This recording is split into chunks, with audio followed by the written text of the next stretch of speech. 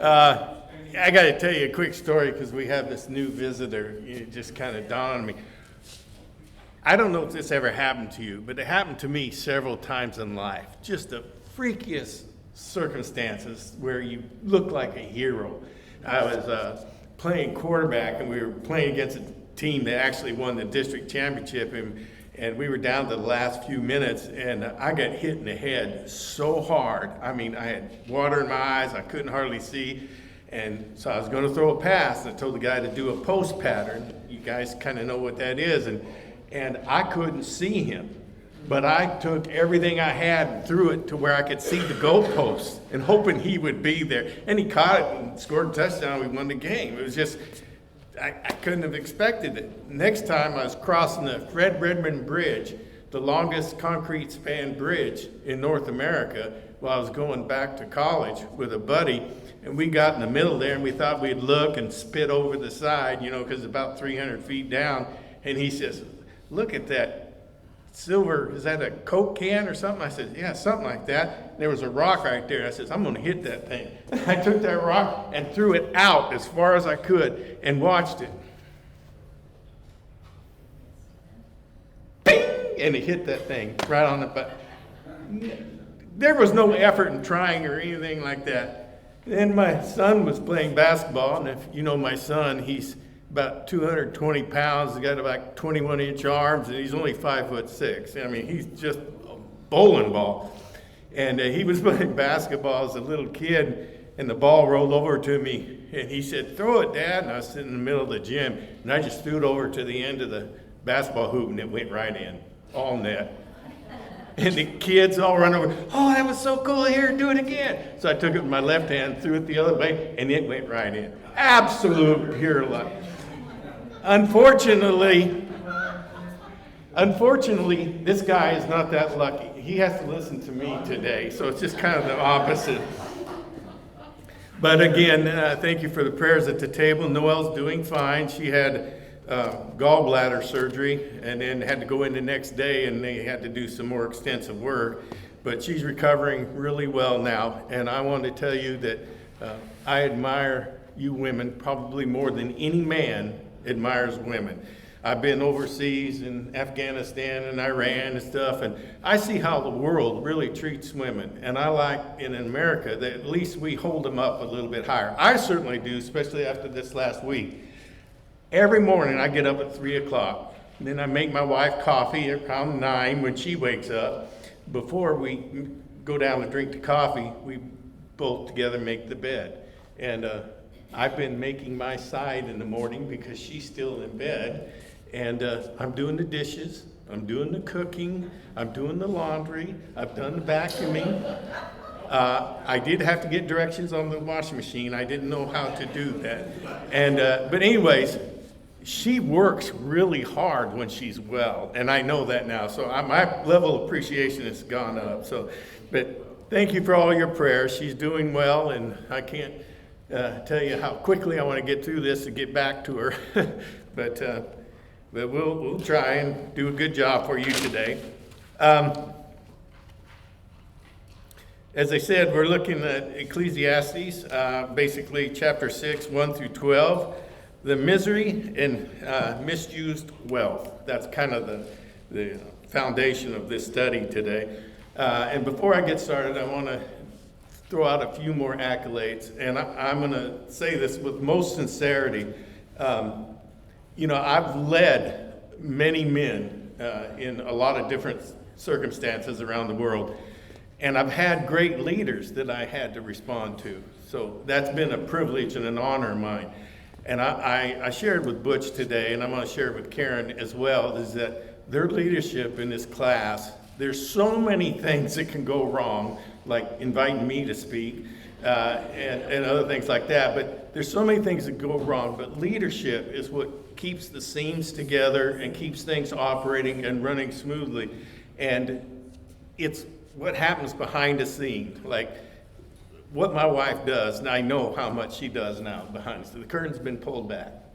Well, I know what Butch and Karen do here, and Butch doesn't take compliments. He always passes it on to, it's a team effort. It's God, and those are great. But really, we need to honor our servants that are here as well. And we're grateful, and I thank you very much. All right, what's our objective today? To help recognize that wealth without God leads to emptiness, and to encourage a life of contentment, gratitude, trust in God's sovereign care. Now, this is an important concept, a truth that we're going to grasp today. But understand this.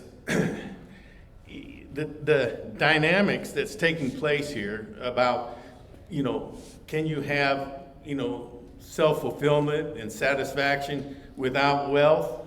Well, you can if you're in the will of God, but can you have it with wealth? Well, sure you can. So let's not say that those things have to be independent and separate. They can coexist. So it's not a concept that if you made lots of money, you're not in the will of God or something like that. That's not what it's saying. Or to be in the will of God, you got to be really poor. That's not what it's saying. And the wealth we're talking about is kind of a metaphor. It doesn't have to be just financial. It can be any other type of wealth that you might have. People talk about possessions. They talk about time. They talk about family. There's wealth in all those things. You kind of understand how that operates. But because you can't say a person that has limited family has little wealth. It's just how much they put into it. But we're going to kind of come to grips with all that. So the first minute or so, I would like you to at your table to kind of facilitate a small, quick conversation about have you ever reached something you thought would finally satisfy you and it didn't? Has that ever happened to you? Have you ever had goals that say, hey, if I could just do this, that would absolutely satisfy me? Take a couple minutes to talk about that. I may ask one or two of you to share if you're willing to.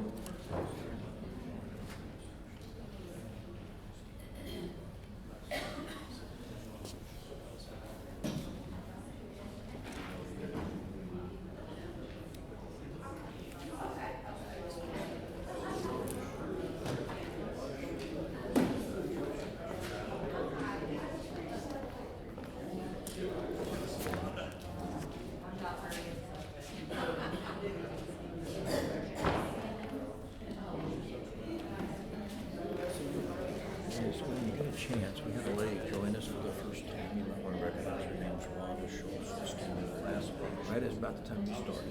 So Rhonda Schultz. Gotcha. Perfect. Thank you.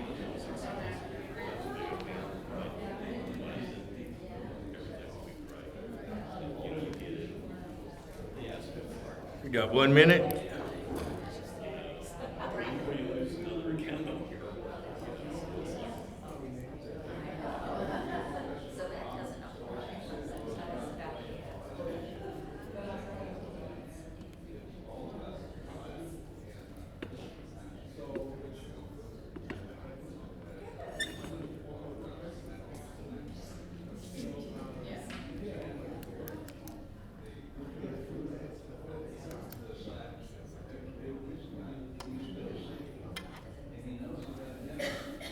About 15 more seconds.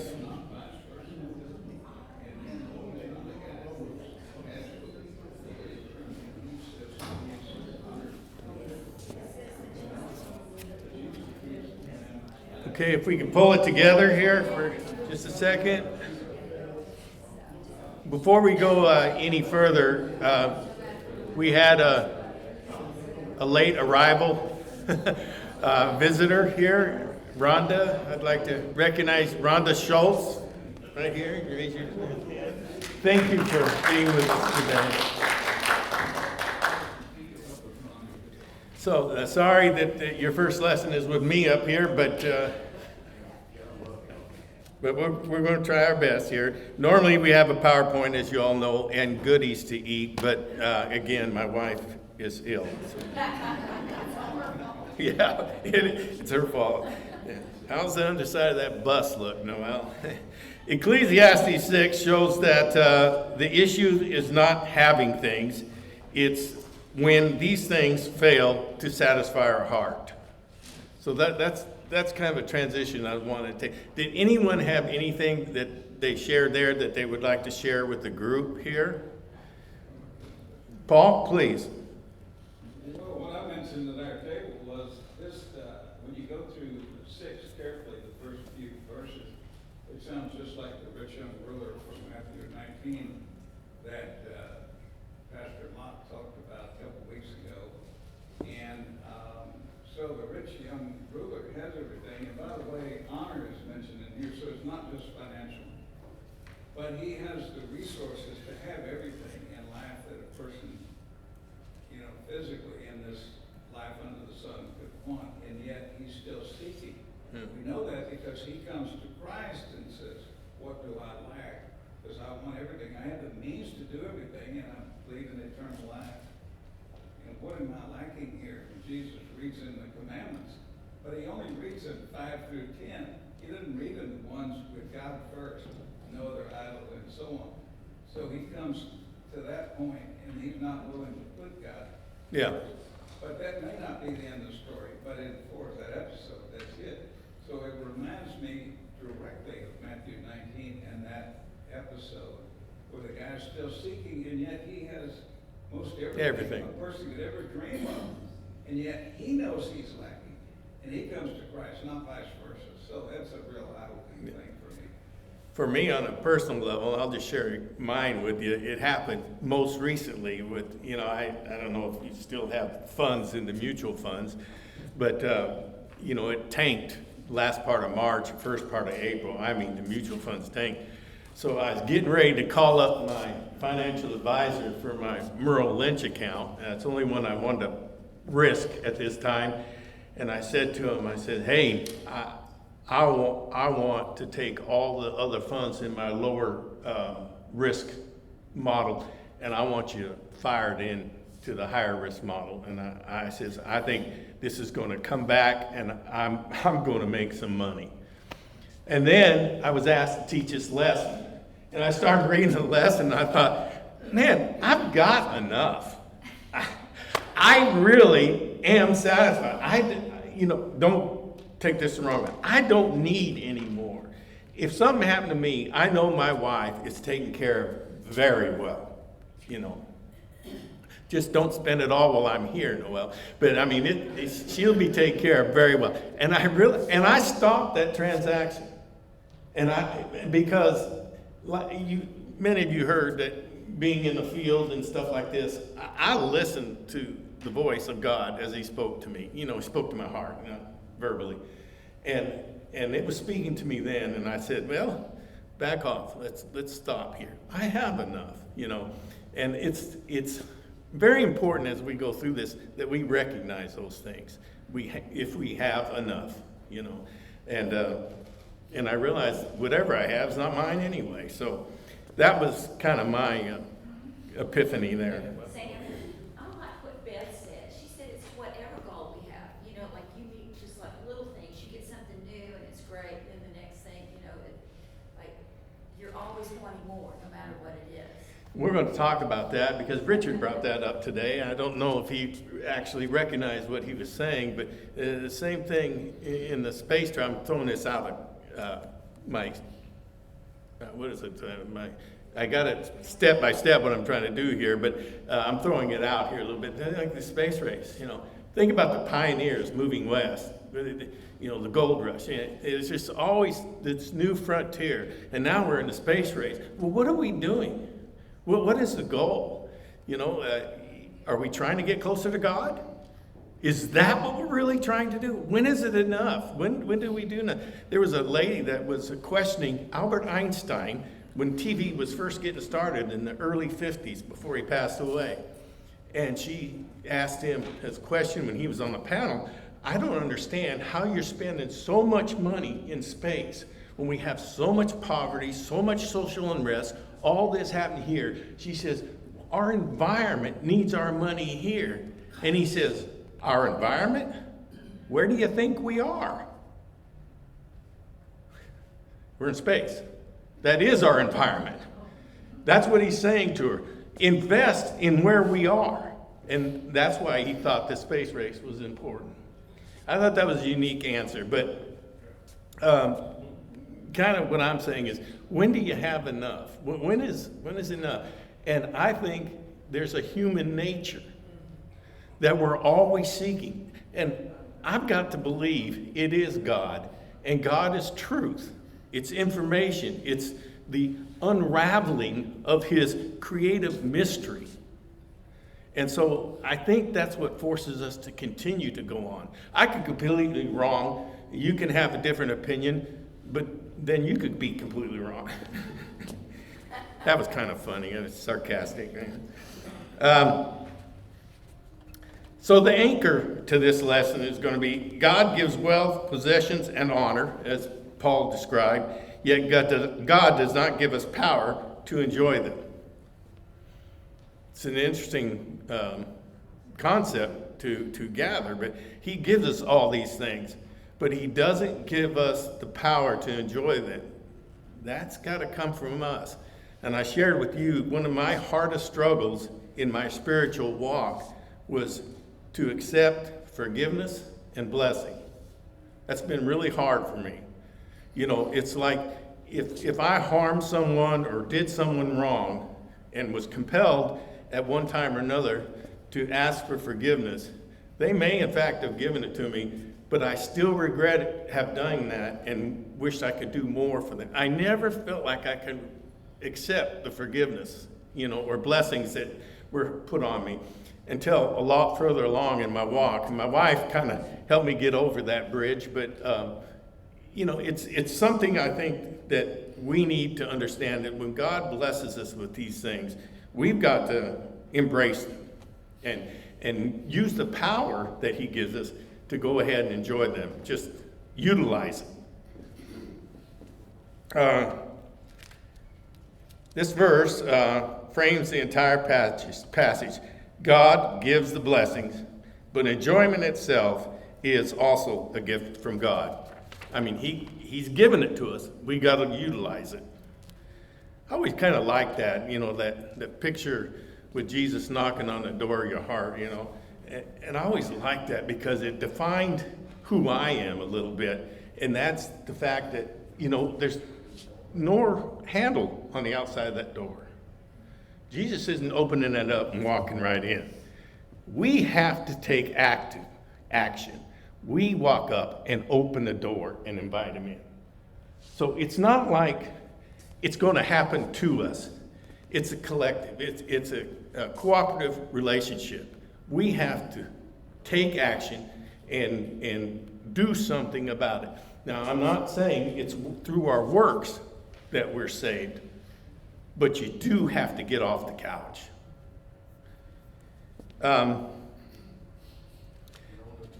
There's going to be kind of three major takeaways, and I'm going to break them up as we walk through here. Wealth without enjoyment is a burden, not a blessing. Could somebody read 1 through 6, Ecclesiastes 6, 1 through 6? My eyes aren't that good to read while I'm up here. See, I got my print, it's very large. Solomon's practical counsel. There is an evil which I have seen under the sun, and it is common among men. A man to whom God has given riches and wealth and honor, so that he lacks nothing for himself of all he desires. Yet God does not give him power to eat of it, but a foreigner consumes it. This is vanity, and it is an evil affliction. If a man begets 100 children and lives many years, so that the days of his years are many, but his soul is not satisfied with goodness, or indeed he has no burial, I say that a stillborn child is better than he, for it comes in vanity and departs in darkness, and its name is covered with darkness. Though has not seen the sun or known anything, this has more rest than that man. Even if he lives 1,000 years twice, but has not seen goodness, does not all go to one place? Man, how depressing. I mean, golly, if you read that like 4 or 5 times and really soak it in, that is a very kind of depressing kind of scenario there, that it's better that you were never born. I mean, are we suffering that much? You know, is that much going on? You know, the young lady over here was talking about the spider thing. I totally relate. I've had snakes all over me and in the jungle and stuff like that. I cannot stand spiders. I had a little spider coming down from the ceiling one time, and I jumped so fast I threw my back out. I mean, spiders and I do not get along. And it wasn't even a spider, it was a piece of fuzz that came out of the vent. So, you know, that just shows you that I understand those phobias very well, and it's real. But I lost my context there. But anyways, Solomon's teaching describes for us, it's just really bleak and disappointing here. He talks about his wealth, his possessions, his honor. He lacks nothing he desires, and yet he cannot enjoy it. Anybody can expand on why do you think human nature is that way? That you think about the possibility, none of us has had everything. Some of us may have had everything we wanted, but none of us has had everything. But at this time, those that had everything and they still couldn't enjoy it, why do you suppose that was? You know the answer. What's that? They didn't have a relationship. That's right. They may not have been in the will of God. I'm not judging anybody for anything like that. But they didn't put the only thing that was important in place. And I'm going to say this story one more time. I've said it at least 5 times during this class, and you're probably sick of it. But I did this when I taught Bible study at work. I shared this with them. I says, God will provide all your needs. So what do you need? That's the next question. What do you need? And somebody says, well, I need a new car. And I go, no, you really don't need a car. And of course, they would go down the hierarchy until they got, well, I need food. No, you don't need food. I need water. No, you don't need water. Well, I have to have air. I can't breathe. I go, no, you don't need air. Because none of us are getting out of this alive. What you need is our Lord Jesus Christ. That's what you need. Those other things help us live, provide us a life to follow His will while we're here. But at the end of the day, all of that is vapor. Right? What you really need is Jesus Christ. So if anybody is ever in need, and Baptists are great about this, we feed them first, right? We bring them to potlucks and do all this other stuff, and those things are important for community and that sort of thing. But what they really need, well, they need to hear about Jesus. That's what we really need. When we walk away from all this, if you don't have that, it's as if, you were better off unborn. Some expository insights, and thank you, Butch, for all these. I appreciate him. He helped me build this lesson, so 50% of the credit or fault will be flying on him.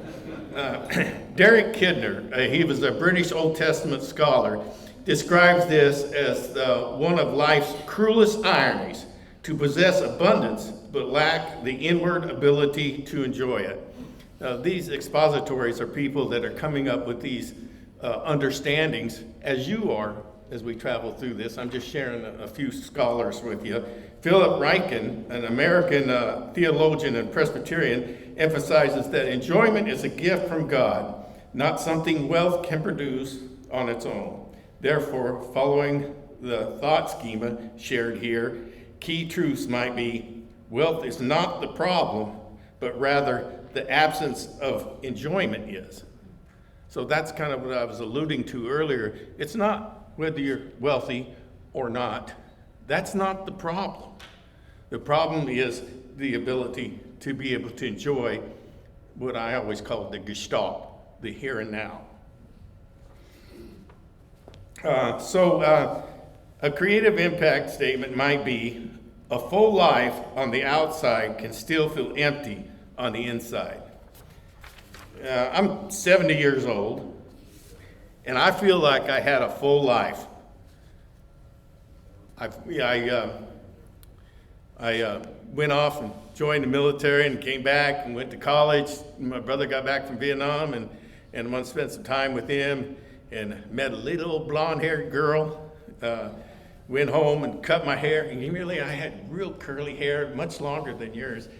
And we were in military fatigues, and went home, cut my hair, got khakis and a polo shirt and stuff. And my brother Mike says, "What happened to you?" I said, "Met the girl I'm going to marry." He said, "What's her name?" I said, "I have no idea."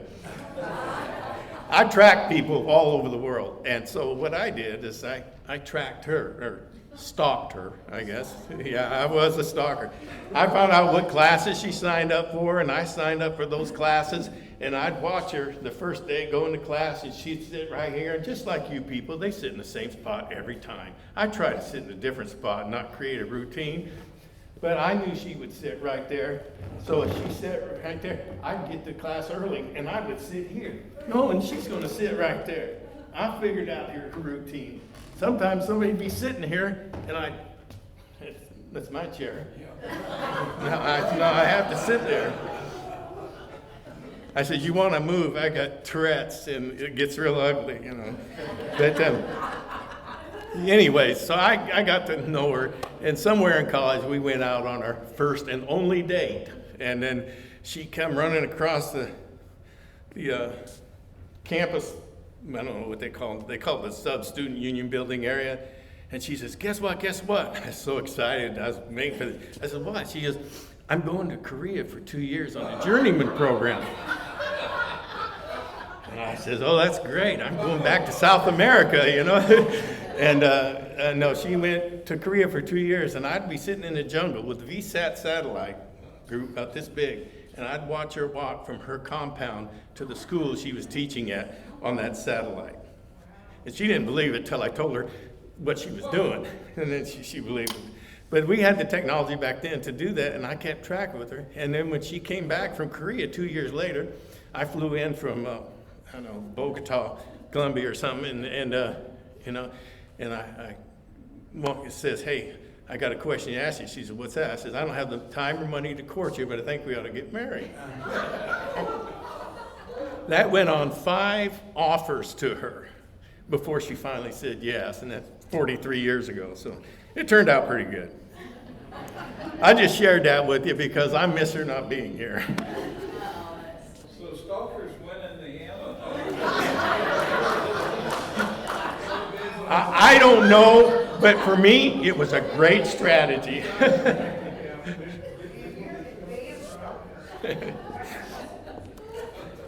Here's a kind of a... Gotta be a rich stalker.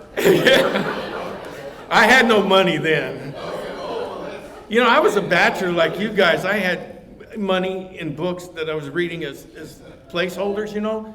And when we finally got married and moved into my little bitty apartment, she found that and she goes, "What's that?" I saw a bookmark. I was like, she went through all my books and took all the money out. And she was on the mission field. She didn't have any money. She wasn't used to it. And her dad was a preacher, and like they lived with us the last 13 years of their lives and passed away in our home. I mean, they never had any money, you know. So she thought I was wealthy at that time.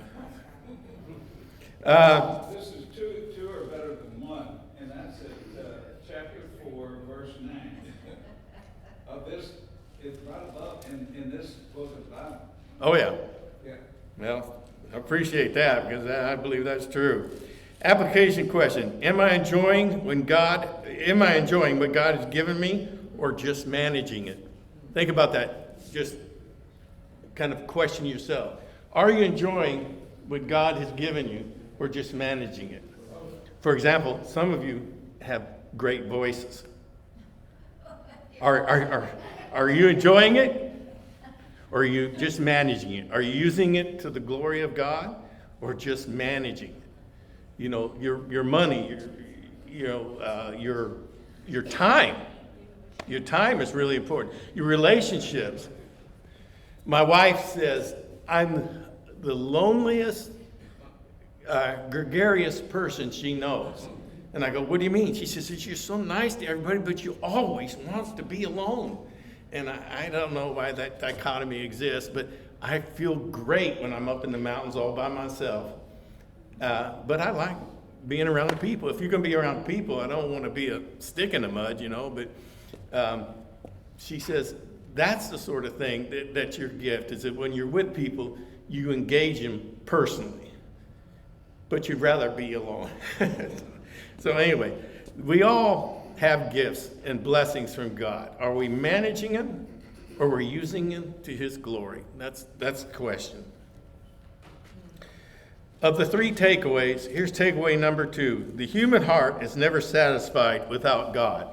I think that's what you were alluding to earlier here. Let's read the text 7 through 9. Could somebody do that for me, please? Richard? Yeah, I'll read it. All man's efforts before his mouth, yet his appetite is never satisfied. What advantage has a wise man over a fool? What does a poor man gain by knowing how to conduct himself before others? Better what the eye sees than the roving of the appetite. This too is meaningless, a chasing after the wind. Whatever exists has already been named, and what man it has been known, no man can contend. With one who is stronger than he, the more the words, the less the meaning, and how does that profit anyone? That's through 9, 7 through 9. Oh, I'm sorry. No, that's all right. I was almost through. We just really liked your voice. So this says to me, all flavor and no fulfillment. All the toil of man is for his mouth, yet his appetite is not satisfied. All flavor and no fulfillment. It's like Chinese food. Oh, come on, that was funny. You're hungry an hour later? All right. Yeah, okay. I think God's all for a little sense of humor. I think we ought to appreciate and embrace that a little bit. Okay. Another metaphor is when I was going to bring up our space program, is that here we are, we've been on the moon. Mars. There's Mars. What's going to happen when we land on Mars? Jupiter. Venus. You don't want to go to Venus, but I mean, it's going to continue, right? And I don't struggle with that. Rightly so. I don't think the Lord is asking us to be passive and to sit on our laurels. I think He's asking us and gave us the nature to be explorers, to be searchers. And ultimately, the thing we're searching for is our relationship with the Lord. Because that's what we need. Can we find it on Mars? Yes. Can we find it anywhere else? Absolutely. So let's keep looking. It's just part of it, Part of the journey. We work, strive, and pursue, yet something inside keeps saying, it's not enough. That was talking to me during one of my conversation with my financial advisor. I was ultimately saying, hey, it's not enough. We could do better here. And then I got into the Word here, and I realized, what am I doing? I'm doing exactly opposite of how I should be thinking about it. So I started thinking about it, and I go, well, what do I really need? And I always get down to the root cause. I need Jesus. Well, I believe I have Him. So I don't need to risk money, invest, and make more. I just don't need to do that. There's a famous line by Polonius. Anybody know Polonius? William Shakespeare. In Hamlet, Act 1 and Scene 3. He was saying, to thine own self be true, is spoken by Polonius to his son. His son was going off, for better words, going off to college. And he was telling him, to thine own self be true. Don't get involved, like we're telling our kids. Go in there. Know who you are. And I've met a lot of adults my age, in their 40s and 30s, and they don't know who they are. And I tell you what, one of these days I'm going to bring my son in here. He's a Marine as well. And I'll tell you, you'll know immediately. He knows who he is. And he was that way at 12. It's amazing to watch that. And that wasn't me. Because I used to tell him, I don't care if we're talking about your coach, me. I don't care if it's a mentor that you have over there. I said, you define who you are going to be. You define. Don't you grow up and say, my dad spanked me with a belt. That's why I'm this way. Don't blame me for anything like that. You define who you are. You don't have excuses. I don't have excuses. I had great parents, and I'll tell you, my dad would drop me on my head in an instant if I wore my hat in the house. But I'm telling you, that's what's really important.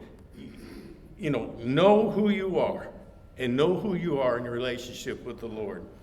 And I think you'll experience greater satisfaction, more pleasure, greater happiness than you could ever even predict.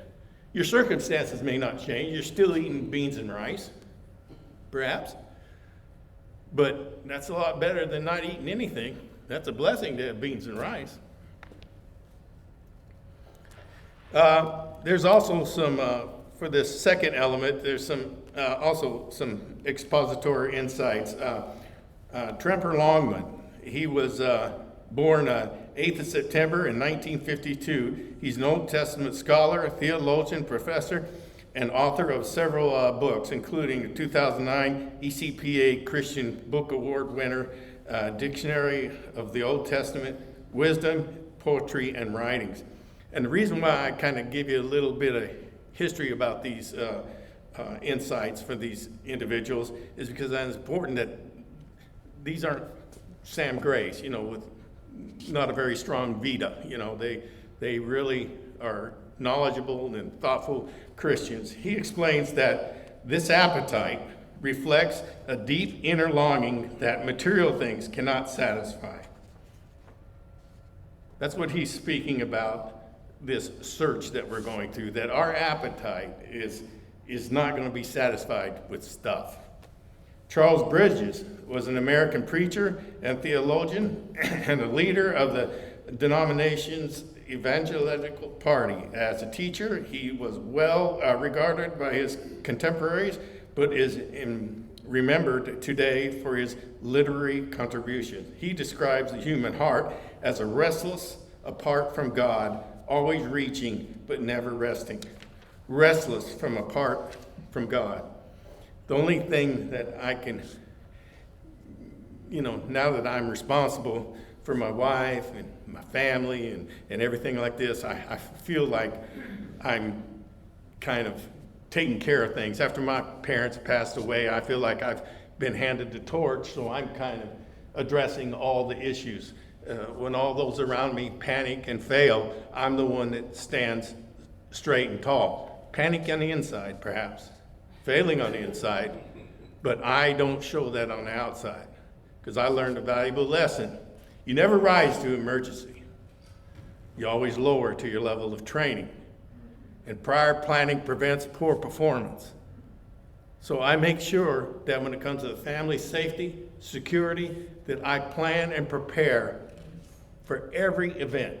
What do you think is my number one category for planning? I make sure that they know Christ. That is my number one responsibility, to be the spiritual leader of our family. I don't force them, I don't demand, but I'll model and give them experience to do this themselves. Because they're going to define who they are. And they're not going to blame me, they're not going to blame the organization of our church. And we've seen churches and stuff all sorts of things, bad things happen. There's bad people in churches, there's bad people in education and police officers, and there's bad people who just walk the street. That's just the way it is.